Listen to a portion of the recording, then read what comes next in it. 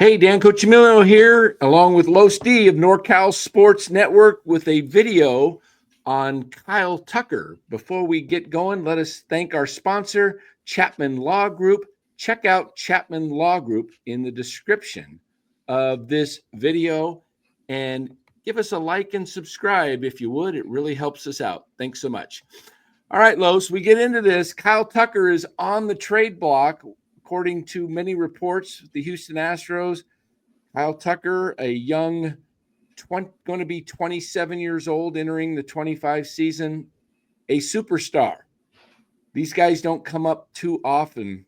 And as we get into this, the San Francisco Giants, the team we root for, are supposedly in on trade talks, along with a couple of other teams, mainly the Chicago Cubs may have a better package. We don't know what the Giants can do. We'll talk about the package, but let's get into this right off the top. Juan Soto just signed for 15 years, $765 million.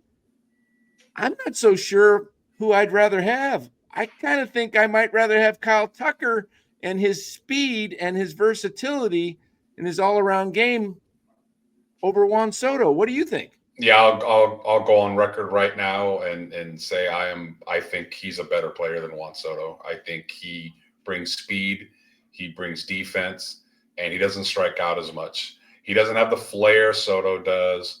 I don't know why he doesn't have like the big name. Like he's won a championship. I believe he's won 2 championships with Houston. So he's been in the spotlight in big games, in big postseason runs. Has come up clutch. He's just a all-around better player, in my opinion, than Soto. So if you can land a guy like that, and Lord knows over the last few years, the Giants have been all in on this guy and all in on that guy, whether it's free agent or trade. So this may be another tease, but if they get him, I mean, the Giants offseason so far on a scale of 1 to 10, Yaz moved me a 0. Chapman moved me about a 1. Willie Adames moved me about a 6. Kyle Tucker moves me about a 9 or a 10. Love the guy, and that would show me and a lot of our fan base the Giants are serious about competing in the NL West if they get him. Right, and I think to get a Kyle Tucker, you're going to have to give up probably like a Kyle Harrison and maybe a Luciano, something along those lines. I'm hearing they want a corner infielder and pitching. Casey Schmidt, to me, I don't understand why the Giants haven't given this kid an opportunity. He's a Gold Glove third baseman, excellent glove. His bat, if you look at Casey Schmidt's minor league stats, he's got an 803 OPS in AAA in 2 or 3 seasons of AAA, equivalent to about 1 season. This kid just needs a chance to play. He actually hit higher than Matt Chapman last year in limited play, hit 252, had a lower K rate than Chapman and Yaz and Ramos. I don't understand why other teams aren't clamoring to go after a Casey Schmidt, because you could probably get Casey on a low buy right now because the Giants are not, for whatever reason, valuing his glove. And he's got some pop. The kid hit 19 homers last year between AAA and San Francisco in less than a full season of at-bats. And that is Los coming on the heels of being sent up and down, not playing, having his timing constantly thrown off. Look, you and I played the game. We know, try go hitting a 97-mile-per-hour fastball when you jump into the batting cages once a week. Now go every day and see the difference. No doubt. His value is not very high right now because he's not been showcased by the Giants. He's not been treated well by the Giants. We have been very consistent on this channel thinking that he should be the Giants' third baseman of the future, but they've gone the safer, veteran, established, even though he's more on the downside of his career. On this channel, we like guys with the stock going up rather than going down and overpaying. So we're big Casey Schmidt fans, but if he's not going to be here in San Francisco as a third baseman and now as a shortstop since Adames is here, And then they've already given the job to Fitzgerald at second. then if he has to be packaged in a deal, maybe Harrison, Casey, and maybe Doval will get it done for Tucker. We hate to see him leave, but we also would like to see him succeed because we know him a little bit. And if he can go to Houston and make a name for himself, we'd be really, really happy for him. And at the same time, get one hell of a all-star in Tucker in return. Absolutely. Kyle Tucker would be amazing for the Giants. And I'll tell you what, I don't know if I'd make the deal just for a half year or a full year of Tucker. The Dodgers, when they traded for Tyler Glasnow a year ago with Tampa Bay, part of the deal in the trade was Glasnow agreeing to an extension. I think if Juan Soto got 15 years, 765, which took him to basically age 41, you could do probably let's see, Tucker is going to be what, 20? 27? He is 27. He'll be 28 January 17th. So that would, if you gave him a 12-year deal to take him to age 40, that's kind of what the market is. If you want to get this guy and keep him, because if he walks in free agency, he's going to get that deal. We've seen Bogarts get his deal to age 40. We saw Trey Turner get his deal to 40. A lot of these guys are getting deals till they're 40 now. The long-term deals, the 12, 13-year deals. So how about a 12-year deal for Kyle Tucker in the neighborhood of $45 million a year? And that would get you about $540. So maybe you go $550. And offer him that deal. Hey, sign here. We'll make the trade. We'll get you signed. Your life's set. And yeah, and he's a guy that you give that kind of money to because you just surround your team by him. He's a legitimate superstar. And I know some people will think, well, he's a left-handed hitter. It's going to hurt his power because of right center field and the dimensions of the ballpark. But he's, like we said, he's a little bit better than Soto. He can beat you in a lot of different ways, not just power. He gives you a great glove. He's going to steal you some bases. And the thing that maybe one of the things we love most about him is he doesn't strike out a lot. If you look at his stats the last few years, he walks about as much as he strikes out. So he's not going to be a rally killer.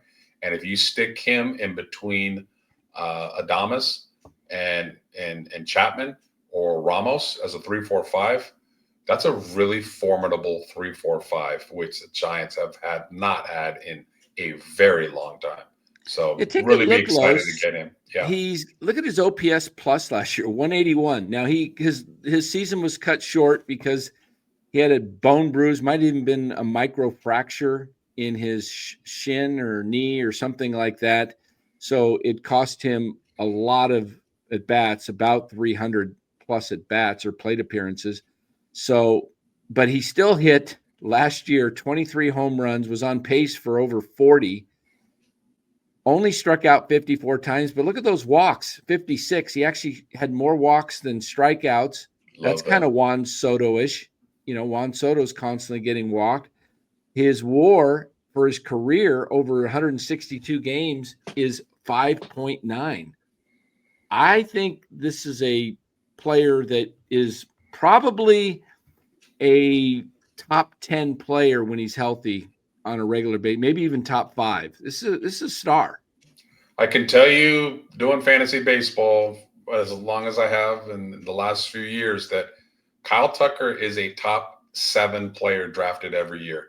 If fantasy baseball is all about statistics, which it is, and numbers, he is a top 7 player. In fact, he got drafted 6th last year, and Soto got drafted 12th. Doesn't mean much in the grand scheme of things. Soto had a great year, but I like Tucker as a better player overall. I really do. I think he'd be a great Giant. Yeah, when you look at it that way, absolutely. And he's going to be less expensive than Soto. Yep. Yeah. So You're going to get equal value. You're going to get better, more stolen bases. And, I know you're in who knows how old Juan Soto is age-wise. I don't think we have to worry about that with Kyle Tucker. His ID and his birth certificate are pretty valid about how old he is. And we don't have to worry about that. He's just hitting his prime. God, he would just be a great number 4 hitter, and, pencil him in for 280, 30 to 40 homers and 100 plus RBIs every year, as long as he's healthy. Absolutely. Absolutely. So I think this would be a move that would benefit the Giants. They're going to have to come up with, a package that beats other teams' packages. But you put Kyle Tucker every day in your lineup, right field. You've got the left-handed bat to put in between a Ramos and an Adames or Chapman. It makes the order longer, stretches it out. So now you can move Bailey down further in the lineup. I think Matt Chapman ideally is suited 6th spot in the lineup, maybe 7 in a real deep lineup. I was thinking 6 or 7. But the Giants have had him at 4 and no lower than 5. And Chapman is a really solid veteran player. He's a great competitor. He's a leader. He shows up.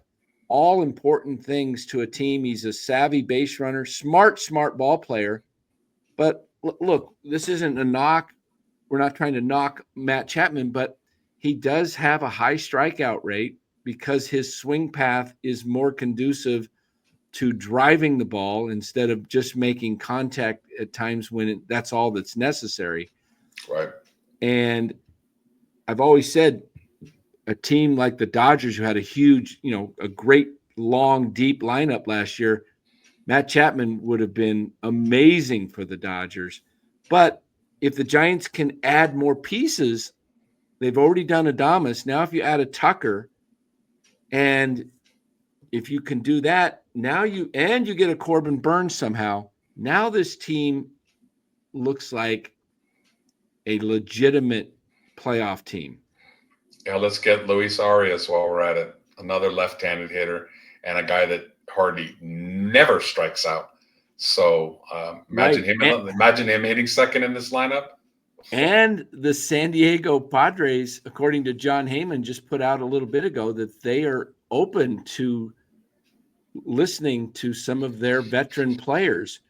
Does that mean San Diego is financially in some trouble? They cannot afford to pay all these salaries. And remember, they signed Machado. They extended Machado. They've got Bogarts. They got Tatis. 3 huge contracts.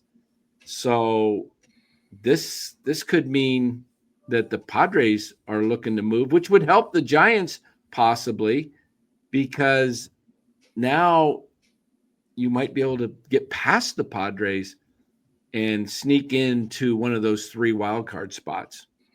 Yeah, this is the economics of baseball. We talked about it a little bit with Ned last night, and it's unfortunate that some organizations have TV deals that start falling apart for whatever reason, and it's business. The strong will survive. The Giants have a lot of money, and the Astros and Padres are looking, maybe do some fire sales. So why not be the team that get their players and poach their players? Why not? It's been a long time. So I'm all for it. Get as many as possible. And the few young guys, homegrown guys that we have that we really are high on can develop as well. It'll make for a real exciting season and make for some real good conversation on this channel. Right. Absolutely. I want to show you something here and just take a quick peek at something here. And see if I can pull this up on the screen. And we will just take a look at a stat head, which is always fun to look at.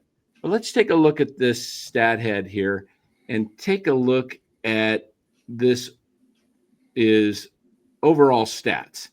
Now, obviously, the one on the right has a little bit more WAR, obviously more games plate appearances.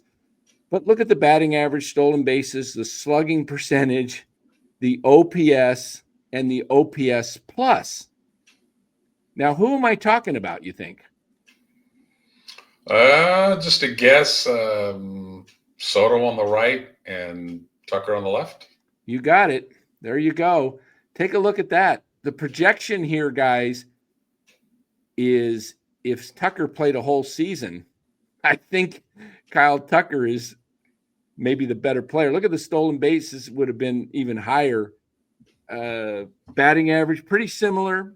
On base, similar. Slugging, similar. I mean, they're very similar ball players, but Tucker's got more of the speed. They're about the same age. Tucker's a year older, but not going to cost as much. We just said you can probably get him.